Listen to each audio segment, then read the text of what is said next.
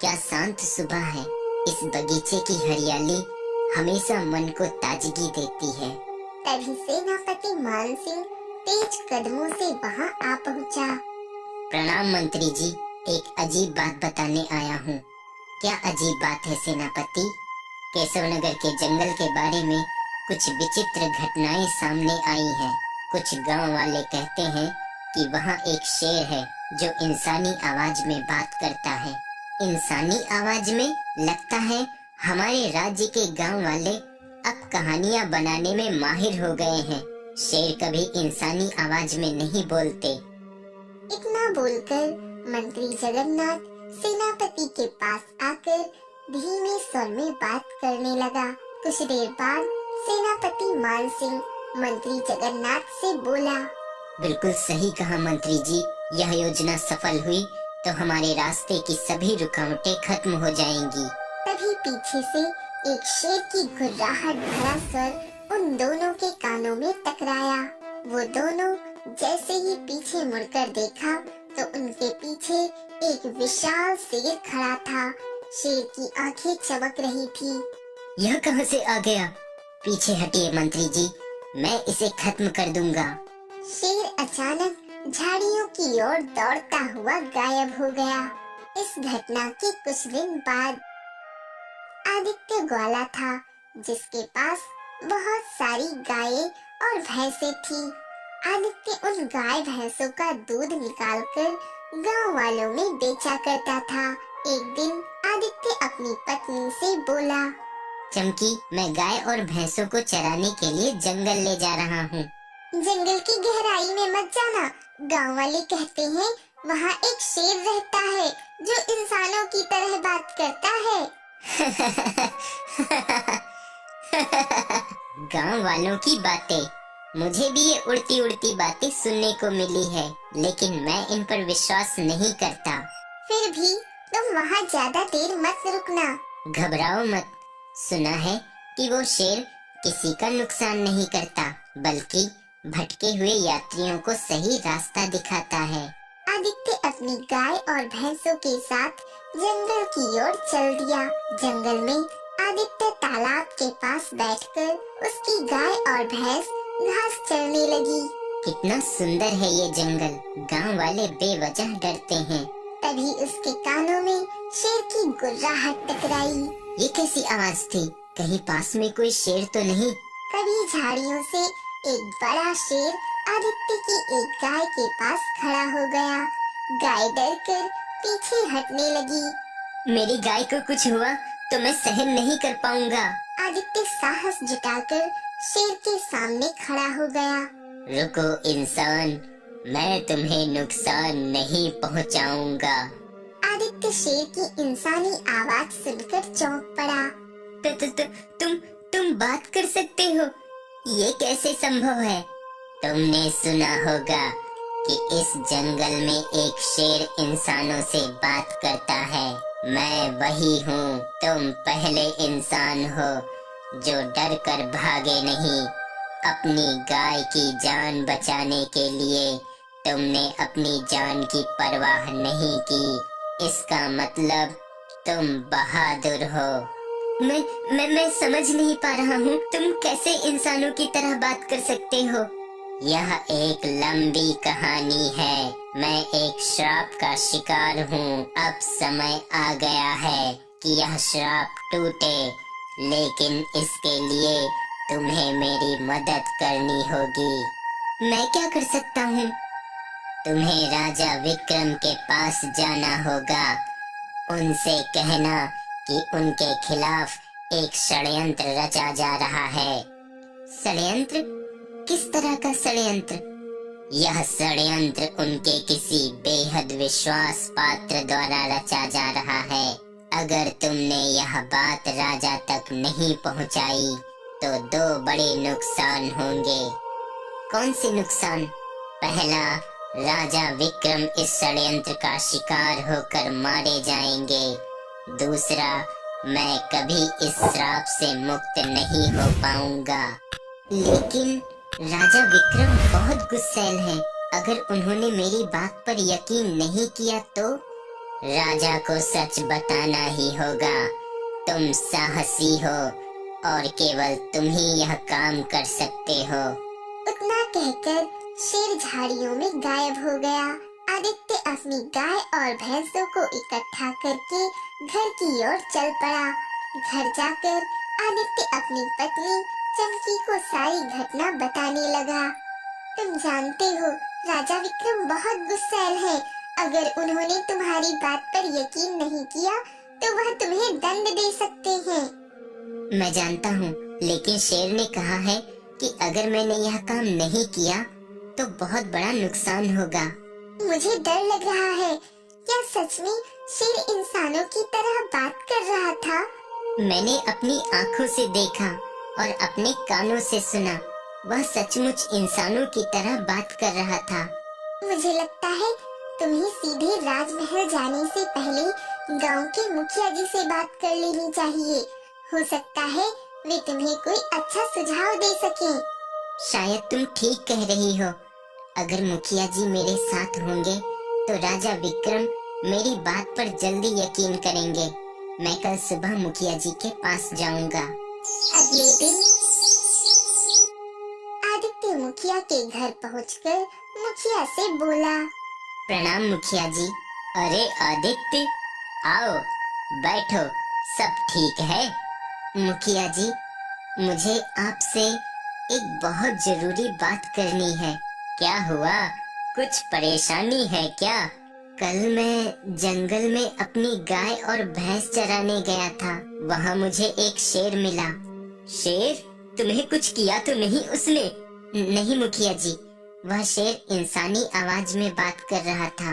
इंसानी आवाज? यह तुम क्या कह रहे हो आदित्य? जी मुखिया जी, उसने मुझसे कहा कि राजा विक्रम के खिलाफ एक षड्यंत्र रचा जा रहा है और यह षड्यंत्र उनके सबसे विश्वास पात्र द्वारा किया जा रहा है। यह तो बहुत गंभीर बात है। लेकिन आदित्य, राजा विक्रम बहुत सख्त मिजाज के हैं।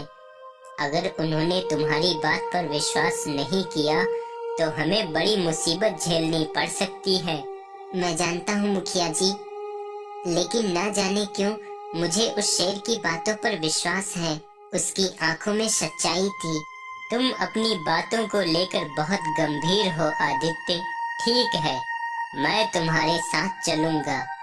जो होगा देखा जाएगा। कुछ देर बाद आदित्य और मुखिया राजमहल में खड़े थे। राजा विक्रम अपने सिंहासन पर बैठा था। उनके बगल में सेनापति मानसिंह और मंत्री जगन्नाथ खड़े थे। कौन हो तुम दोनों और राजमहल में क्यों आए हो? महाराज, मेरा नाम आदित्य है। मैं आपसे अकेले में एक बहुत जरूरी बात करना चाहता हूँ। अकेले में? क्या तुम जानते हो कि तुम किससे बात कर रहे हो? तुम कौन हो? कहीं के राजकुमार हो या सम्राट जो मुझसे अकेले में बात करना चाहते हो? महाराज, आदित्य आपसे एक बहुत ही गंभीर बात करना चाहता है जो अकेले में ही कही जा सकती है। यह दरबार मेरा है। यहाँ मेरी हर बात मेरे विश्वास पात्रों के सामने ही होती है। इस समय केवल सेनापति मान सिंह और मंत्री जगन्नाथ यहाँ हैं। उन्हें हटाने का तो सवाल ही नहीं उठता। जो कुछ भी कहना है इनके सामने ही कहो।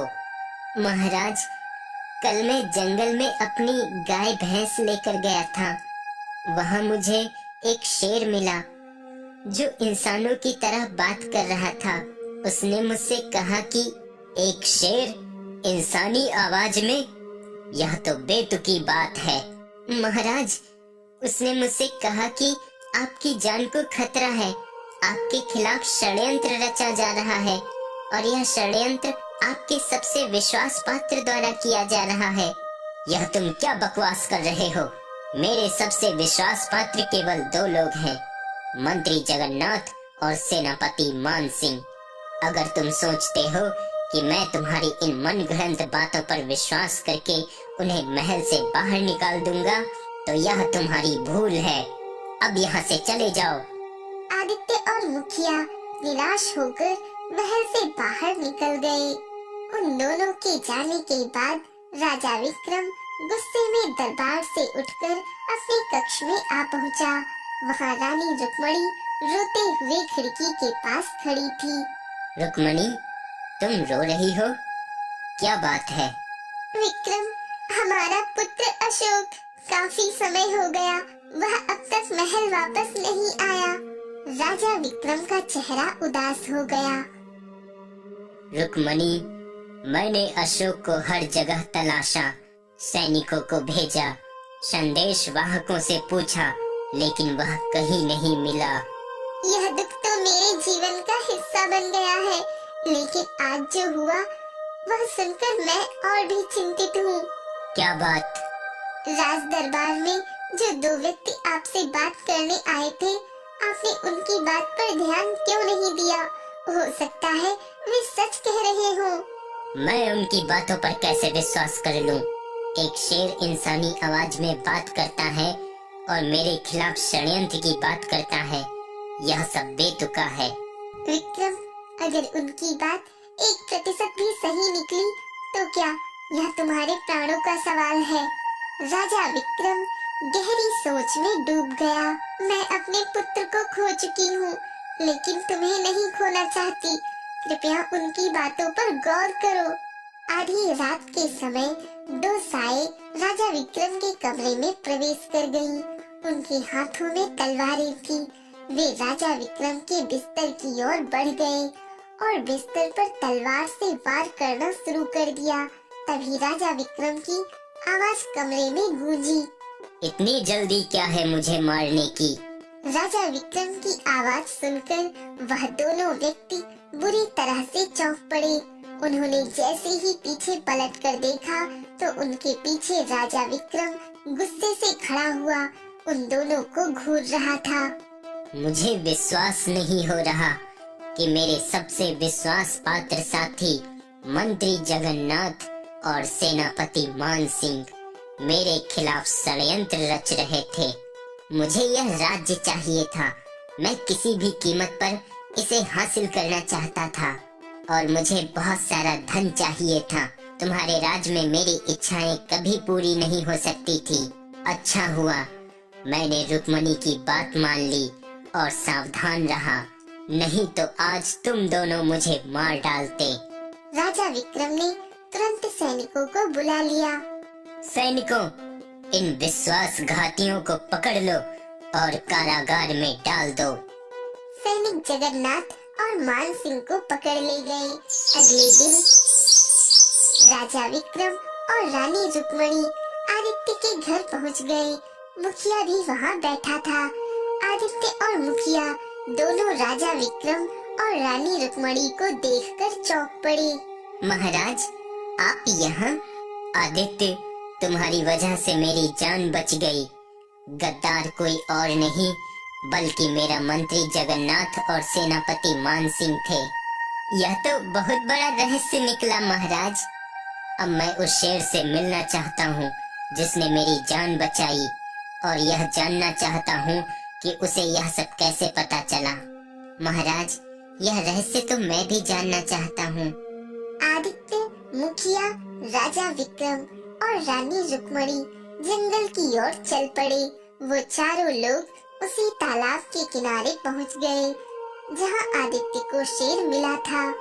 आदित्य, क्या यह वही जगह है? जी महाराज, यही वह जगह है। तभी झाड़ियों के पीछे से वही शेर बाहर निकलकर राजा विक्रम के सामने आकर खड़ा हो गया। शेर की आंखों से आंसू बह रहे थे। यह क्या? यह शेर रो क्यों रहा है? यह तो वही शेर है महाराज। तभी अचानक शेर रंग बिरंगी किरणों के साथ राजा विक्रम के पुत्र राजकुमार अशोक में परिवर्तित हो गया। यह देखकर वहां मौजूद सभी लोग पूरी तरह से चौंक पड़े। राजा विक्रम अपने पुत्र राजकुमार अशोक की ओर देखकर बोला, यह क्या रहस्य है?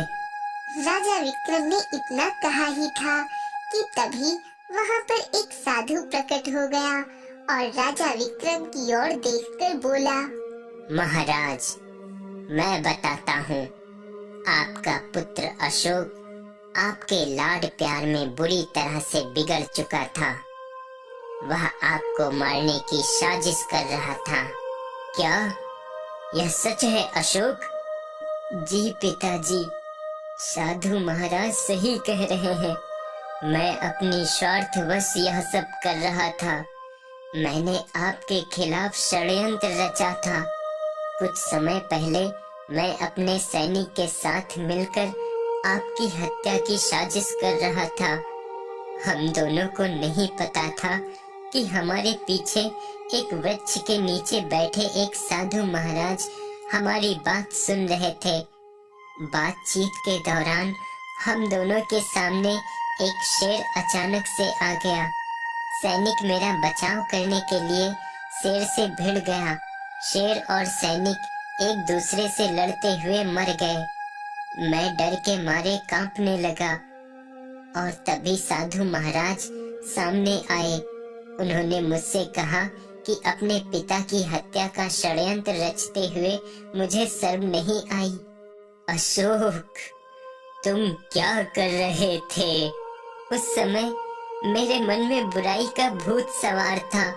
मैंने साधु महाराज से बदतमीजी की तो उन्होंने मुझे श्राप दे दिया और मुझे शेर बना दिया। मैं शेर के रूप में अपनी हालत देखकर बहुत रोया। साधु महाराज ने मुझे एक मौका दिया।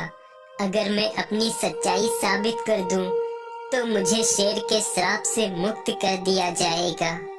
अशोक, तुमने इतने दिन क्यों छुपाया?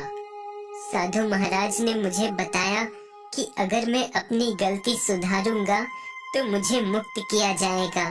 तब से मैं जंगल में भटकते लोगों को रास्ता दिखाने लगा और कभी कभी महल आकर आपको और माँ को देखता। जब मैंने मंत्री जगन्नाथ और सेनापति मान सिंह को षड्यंत्र करते सुना तो मैंने सब कुछ समझ लिया। मैं उस वक्त पूरी तरह से बदल चुका था। महाराज, यह सच कह रहा है। यह केवल अपने श्राप को खत्म करने के लिए आपकी जान नहीं बचाना चाहता था, बल्कि इसके मन में सच्चाई आ गई थी। अशोक, तुमने ये कैसे सोच लिया कि तुम्हें मेरी हत्या के बाद ही तुम्हें सिंहासन मिलेगा? तुम मेरे पुत्र हो, सब कुछ तुम्हारा ही है। अशोक फूट फूट कर रोने लगा। पिताजी, मुझे माफ कर दीजिए। मैंने बहुत बड़ी गलती की है। साधु महाराज मुस्कुराते हुए धीरे धीरे गायब हो गए। राजा विक्रम अपने पुत्र को गले लगाते हुए बोले, अशोक, तुम अब बदल चुके हो। मुझे गर्व है कि तुमने अपनी गलती को स्वीकार किया। राजा विक्रम अपने